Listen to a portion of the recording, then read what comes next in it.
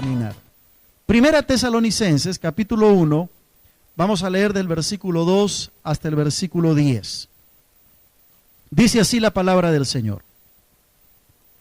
Damos siempre gracias a Dios por todos vosotros, haciendo memoria de vosotros en nuestras oraciones, acordándonos sin cesar delante del Dios y Padre nuestro, de la obra de vuestra fe, del trabajo de vuestro amor y de vuestra constancia en la esperanza en nuestro Señor Jesucristo. Porque conocemos, hermanos amados de Dios, vuestra elección, pues nuestro evangelio no llegó a vosotros en palabras solamente, sino también en poder, en el Espíritu Santo y en plena certidumbre, como bien sabéis cuáles fuimos entre vosotros por amor de vosotros. Y vosotros vinisteis a ser imitadores de nosotros y del Señor, recibiendo la palabra en medio de gran tribulación con gozo del Espíritu Santo. De tal manera que habéis sido ejemplo a todos los de Macedonia y de Acaya que han creído. Porque partiendo de vosotros ha sido divulgada la palabra del Señor, no solo en Macedonia y Acaya, sino que también en todo lugar vuestra fe en Dios se ha extendido, de modo que nosotros no tenemos necesidad de hablar nada. Porque ellos mismos cuentan de nosotros la manera en que nos recibisteis y cómo os convertisteis de los ídolos a Dios para servir al Dios vivo y verdadero y esperar de los cielos a su Hijo, al cual resucitó de los muertos, a Jesús, quien nos libra de la ira venidera. El apóstol Pablo está escribiéndole a la iglesia en Tesalónica. Tesalónica fue la capital de la provincia de Macedonia. Macedonia era una provincia ubicada en el Asia Menor. Y Tesalónica era una ciudad importante. No sé si alcanzan a ver al mapa dónde se encontraba la ciudad de Tesalónica. Allí, cerca del mar, era un puerto. Pero además era el centro de ciertos caminos importantes que atravesaban de alguna manera, tenían que atravesar Tesalónica para poder llegar a otras ciudades.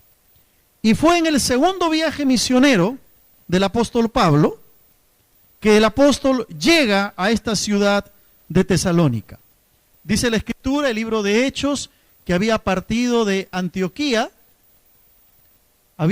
de Antioquía y había seguido toda esta ruta que aparece aquí en el mapa, pasando por Filipos, Tesalónica, Berea, había visitado también Atenas, Corinto, todas esas ciudades en su viaje, en su segundo viaje misionero. Y la experiencia general del segundo viaje misionero del apóstol Pablo fue que fue una experiencia dura. Fue un viaje misionero muy difícil. Quizá por eso es que Pablo va a decir que él comenzó su predicación con temor y temblor, porque había encontrado situaciones muy adversas en este segundo viaje misionero. Ahora Pablo se encontraba en la ciudad de Corinto y entonces Silas y Timoteo, que eran mensajeros del apóstol, llegan trayendo noticias acerca de la iglesia en la ciudad de Tesalónica. Dice el versículo 1 del capítulo 1 que Pablo, Silvano y Timoteo a la iglesia de los tesalonicenses. Es decir, después del informe que recibió Pablo, Pablo le escribe a la iglesia de Tesalónica. Al recibir las buenas noticias de la iglesia de Tesalónica, el espíritu del apóstol Pablo se reanimó. Y es entonces cuando se pone a escribir esta primera carta a los hermanos en Tesalónica, aproximadamente ahí por el año 52 después de Cristo. Encontramos muchas características que Pablo menciona en esta carta, alabando a la iglesia de Tesalónica. ¿Qué iglesia no quiere ser alabada, verdad? Yo cuando escucho que hablan bien de la iglesia de San Felipe, pues me inflo como un pavo real. Qué bien me siento cuando escucho, sí, se sabe que la iglesia está creciendo, que está avanzando, qué bien. Me inflo en el buen sentido de la palabra, ¿no? No es que me lleno de orgullo carnal, sino que le doy la gloria a Dios porque digo, qué lindo que hablen bien de la iglesia de San Felipe. Qué triste sería que escucháramos más bien que están hablando mal de la iglesia de San Felipe. Pero qué bueno cuando una iglesia es alabada. Bueno, lo que Pablo hace es alabar la iglesia de Tesalónica, de resaltar las cosas lindas que habían en la iglesia de Tesalónica. Y una de las cosas que más sobresale en la experiencia y en el relato del apóstol Pablo es el amor de la iglesia de Tesalónica. Miren ustedes en el versículo 3, Pablo va a decirles que en sus oraciones se acuerda sin cesar delante de Dios de la obra de vuestra fe, les dice, y ese sería otro tema para predicar en algún otro momento, pero inmediatamente añade y dice, del trabajo de vuestro amor. En el versículo 5 va a decir, nuestro evangelio no llegó a nosotros en palabras solamente, sino también en poder, en el Espíritu Santo y en plena certidumbre, como bien sabéis cuáles fuimos entre vosotros. ¿Por qué cosa? Por amor de vosotros. Resalta nuevamente el amor de la iglesia de Tesalónica.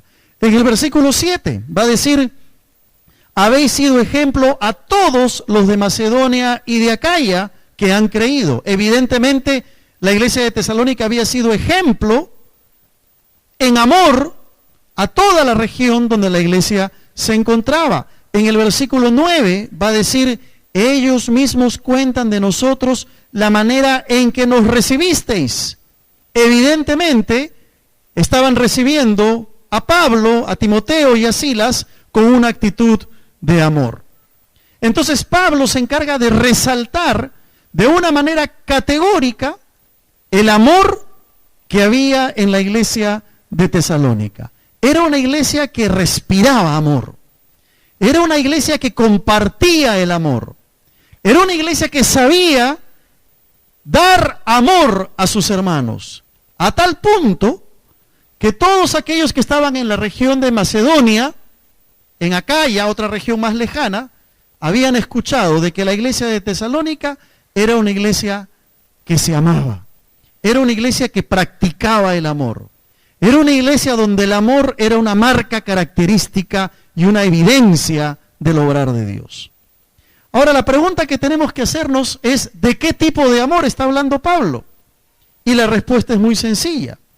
Está hablando del amor ágape de Dios. Y vamos a explicar de qué se trata.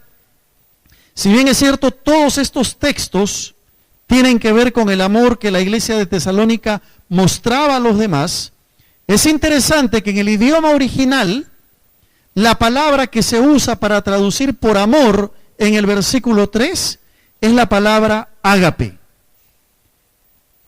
Y la palabra ágape tiene que ver literalmente con el amor que viene de Dios.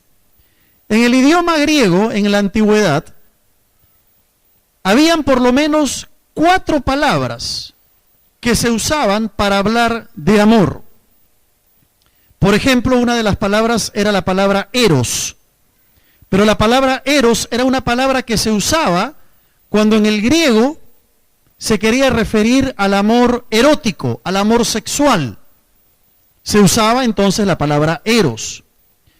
Estaba la palabra filia, que es la palabra que nos habla de ese amor filial, el amor entre amigos, que es un amor distinto al amor eros. Una tercera palabra es la palabra estorge. La palabra estorge hablaba del amor entre la familia, entre hermanos, de padres a hijos. Pero había una cuarta palabra que se usaba específicamente para describir el amor de Dios. Y esa es la palabra ágape. Entonces, cuando Pablo está usando aquí la palabra el trabajo de vuestro amor, no está usando ni eros, ni filia, ni estorge. Está usando la palabra ágape. Porque lo que Pablo quiere hacer es resaltar el amor de Dios que había sido derramado en la iglesia de Tesalónica y que aparecía como una característica importante. No era ese amor filial necesariamente, del que Pablo habla. Está haciendo una referencia directa a ese amor sublime, eterno, desinteresado, que es el amor ágape, el amor de Dios.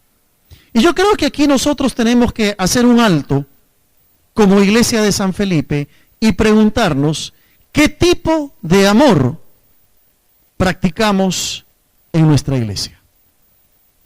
Y evaluarnos a nosotros mismos y preguntarnos si estamos practicando seriamente el amor ágape de Dios en medio de nuestros hermanos. Es interesante porque la expresión de ese amor ágape es el mismo que aparece en Romanos capítulo 5, versículo 8. ¿Te acuerdas de ese texto, verdad? Romanos 5, 8, cuando Pablo va a decir, mas Dios muestra su ágape, su amor para con nosotros, en que siendo aún pecadores, Cristo murió por nosotros. Es decir, el amor de Dios, el amor ágape que debe ser practicado en la iglesia, es un amor que va más allá de lo emocional, más allá de lo natural, va más allá de la contemplación, si queremos decirle. El amor ágape de Dios va mucho más allá de lo que nosotros podemos pensar o imaginar como un amor natural. Cuando una pareja de enamorados están enamorados, decimos qué lindo, se aman, ¿no? Se expresan su amor. Ese es un amor emocional. Es un amor que busca la contemplación. ¿Han visto esos chicos que cuando están enamorados de las chicas las miran así como pasmados? ¿No, Toti? Pasmados así, embobados. Bueno, ese es un tipo de amor, es el amor que contempla, es un amor válido. Es un amor válido, por cierto. Pero cuando hablamos de las relaciones en la iglesia, tenemos que pensar en otro tipo de amor, que es el amor ágape. Y el amor ágape es un amor que se caracteriza por una entrega total y desinteresada a la otra persona.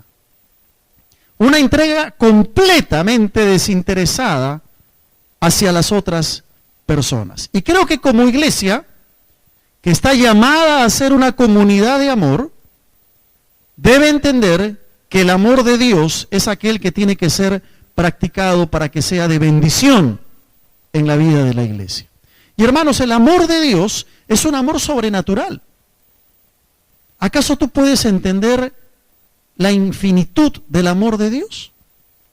¿Cómo puedes tú entender que tú siendo pecador y yo siendo pecador, a pesar de eso, Dios nos siga amando, por ejemplo?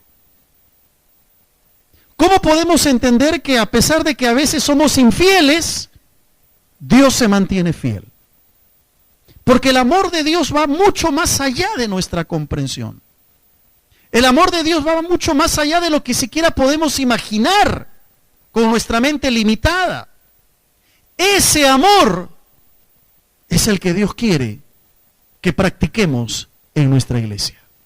El verdadero y auténtico amor de Dios. Yo te pregunto en esta mañana, querido hermano, ¿estamos dejando que Dios muestre su amor a través de nosotros?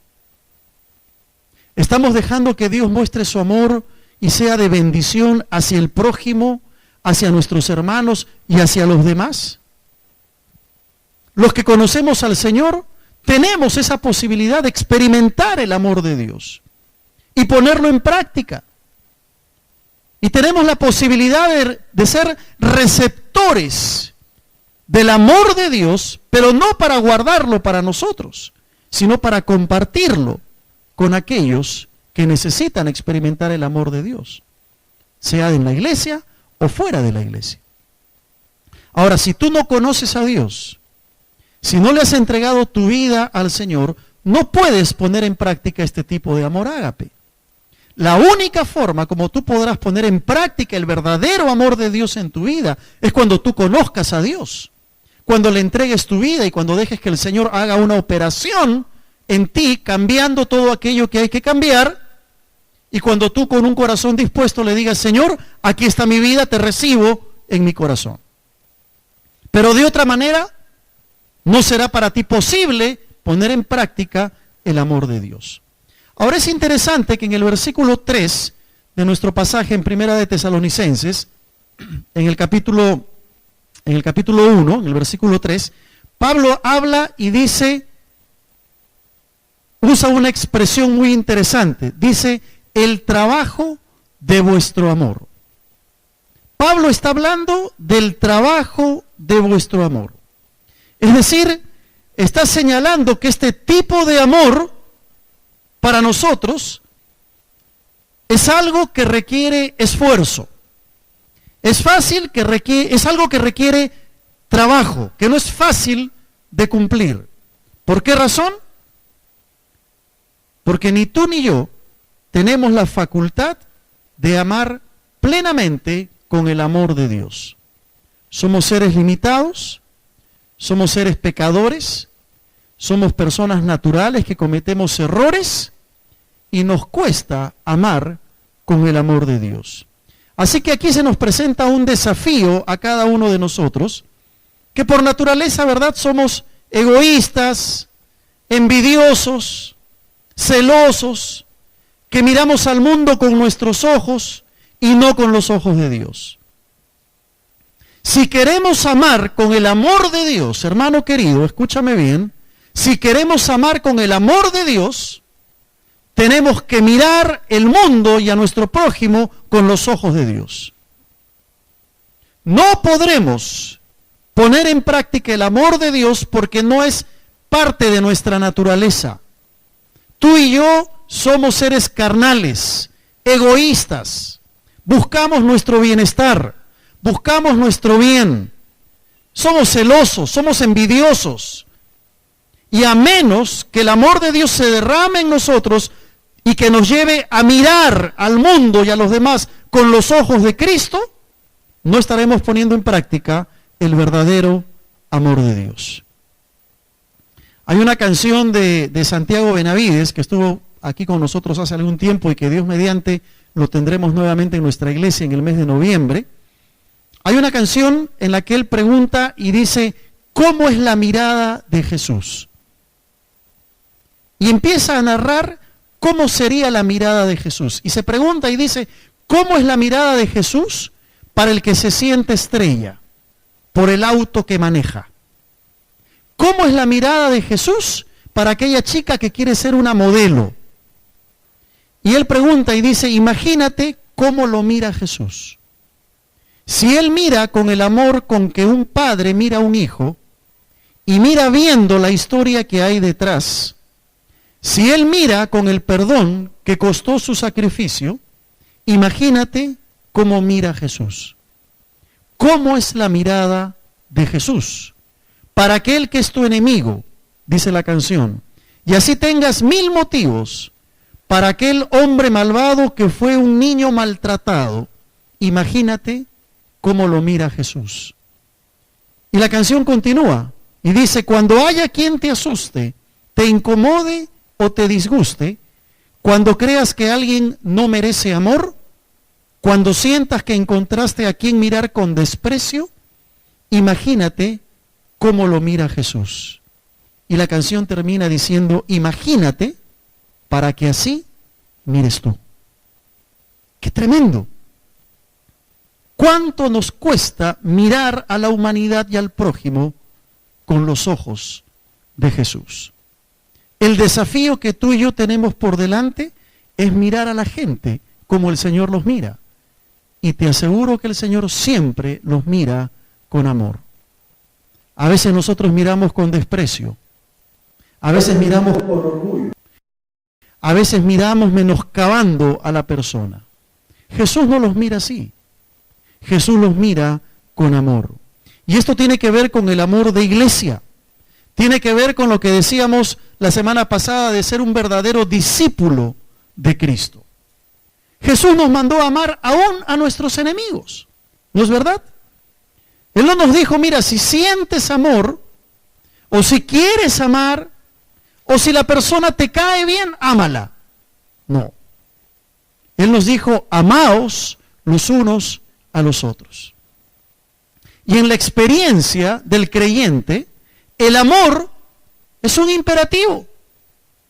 Nunca es una opción. Es un mandato para cada uno de nosotros. Pero a la vez tenemos que entender que muestra una actitud de libertad, porque no hay nadie más libre que el creyente que sabe amar con el amor de Dios. ¿Cuánto necesitamos del amor de Dios para nuestras vidas?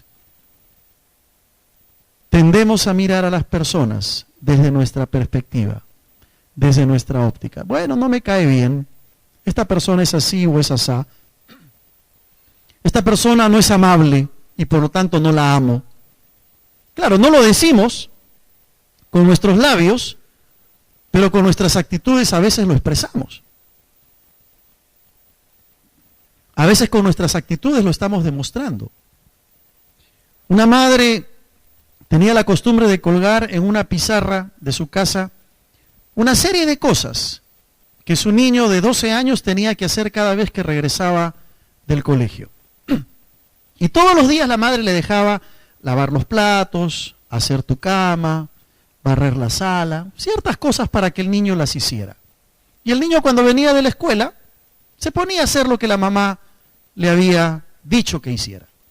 Un día la madre se olvidó de anotar la lista de obligaciones para que su hijo las hiciera cuando regresara de la escuela. Sin embargo, cuando regresó, la mamá del trabajo encontró que el niño había colgado la ropa, que la cama estaba hecha, que la ropa había sido doblada y que la vajilla de la casa había sido también lavada. La mamá al llegar a la casa se sorprendió al ver que todo estaba en orden y le dice a su niño: hijo, pero yo hoy día no te dejé la nota para que hicieras todo esto. El niño le contestó: ya lo sé, mamá, pero en mi corazón yo quería hacer algo que te agradara a ti. Eso es el amor. Hacer más de lo que se nos pide hacer por los demás. Ese es el verdadero amor de Dios. El amor natural, el amor humano, hace bien si me hacen bien. Si me tratan bien, yo trato bien.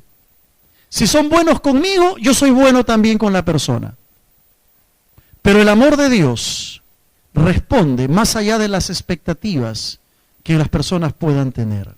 Hay un pacto mayor que Dios ha hecho con nosotros y que está escrito en nuestros corazones, que debe llevarnos a ese amor. Servimos a Dios, servimos al prójimo porque queremos hacerlo y no solo porque está escrito en tablas de piedra o porque alguien nos lo ha dicho.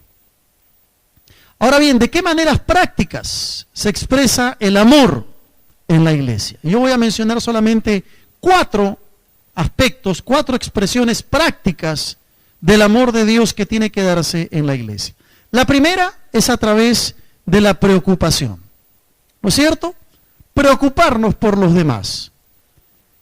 La primera forma en que el amor de Dios se expresa de manera práctica en la iglesia es cuando tú y yo tenemos una seria preocupación por lo que le está pasando a nuestro hermano, por la situación por la que está atravesando ese hermano de la iglesia, que quizá ya no lo vemos y no sabemos qué le sucede.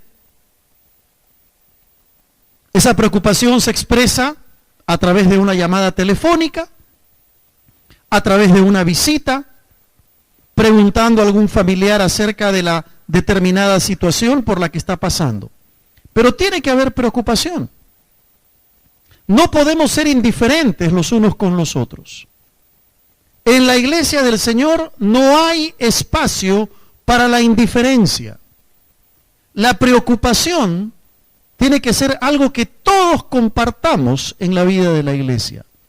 Yo no puedo estar ajeno a tus problemas ni a tus necesidades, como tú no puedes estar ajeno a las necesidades de tu hermano. Una llamada telefónica, una visita, un contactarse con algún familiar respecto al hermano que quizá ya no vemos, que sabemos que está enfermo, que está pasando por un problema. Tiene que darse esa preocupación en la vida de la iglesia. Interesante que en el capítulo 2 de Primera de Tesalonicenses, en el versículo 17 y 18, Pablo muestra su preocupación por los hermanos. Pero nosotros, hermanos, dice el 2:17, separados de vosotros por un poco de tiempo, de vista, pero no de corazón, tanto más procuramos con mucho deseo ver vuestro rostro, por lo cual quisimos ir a vosotros. Yo, Pablo, ciertamente una y otra vez, pero Satanás nos estorbó. ¿De qué está hablando? El apóstol estaba preocupado por la iglesia de Tesalónica. Quería ir a visitar a los hermanos. Quería ver el rostro de los hermanos. Había una seria preocupación en su corazón. Yo te pregunto en esta mañana, hermano amado, hermana querida, ¿te preocupas por tus hermanos de la iglesia? ¿O vives tu cristianismo de manera solitaria, de manera individualista? Mientras me vaya bien a mí y no tenga problemas con nadie, no me preocupo por los demás. ¿Para qué cargarme con los problemas de los demás? Podrías decir, ¿verdad? Cuidado con vivir un cristianismo aislado. No es bueno, no es bíblico. Tú tienes que mostrar preocupación por tus hermanos. Eres parte de la iglesia. Eres parte del cuerpo de Cristo. Tienes que mostrar y evidenciar en tu experiencia tu preocupación por los demás. Una forma práctica de mostrar el amor ágape de Dios en mi vida es preocupándome por los demás. Estar pendiente de las necesidades de mis hermanos. Esa es la primera expresión. Pero no basta quedarnos con la preocupación, ¿no es cierto? Tenemos que ir más adelante. La segunda expresión de este amor práctico en la iglesia es la oración. La oración. Pablo no solo estaba preocupado por los creyentes en Tesalónica, sino que también oraba por ellos. En el versículo 3 que hemos leído, Pablo dice, acordándonos sin cesar delante del Dios y Padre nuestro de la obra de vuestra fe, del trabajo de vuestro amor y de vuestra constancia en la esperanza. Pablo oraba por la iglesia. A veces nosotros tendemos a menoscabar el poder de la oración. Como ya tanto oramos, ¿verdad? En la iglesia, en la casa, a veces podemos caer en el peligro de menoscabar el poder de la oración. Hermanos, la oración es un arma muy poderosa, pero muy poderosa, que puede traer bendición y solución a los problemas y las dificultades de los hermanos. Cuando un hermano está en necesidad, cuando un hermano está preocupado por algo, nosotros como iglesia tenemos que apoyarles con nuestra oración. Tenemos que orar por ellos. ¿Sabían ustedes que nosotros los pastores oramos todos los martes por nuestro equipo pastoral, por las familias, por el consejo administrativo de la iglesia, por los líderes, por cada hermano de esta congregación? Y traemos delante del Señor esos nombres de hermanos que sabemos están pasando por pruebas y por dificultades. Porque si bien es cierto, tenemos que preocuparnos y nuestro corazón se carga, no podemos quedarnos solamente con la preocupación. Tenemos que orar. Porque creemos que la oración tiene un poder tremendo para cambiar las cosas. Cuando tú le dices a un hermano, después que te ha contado un problema, hermano, voy a orar por ti. Te pregunto, ¿lo haces?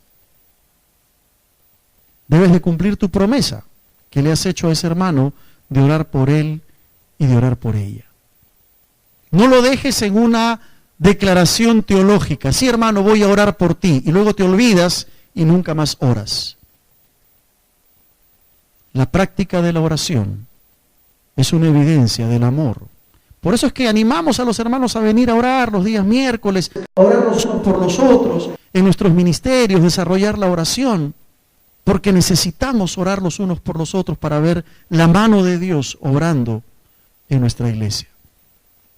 En tercer lugar está la acción. la acción. Hay que preocuparse, hay que orar, pero hay que actuar. No podemos quedarnos solamente en el primer y segundo paso. Si bien es cierto, preocuparse es bueno,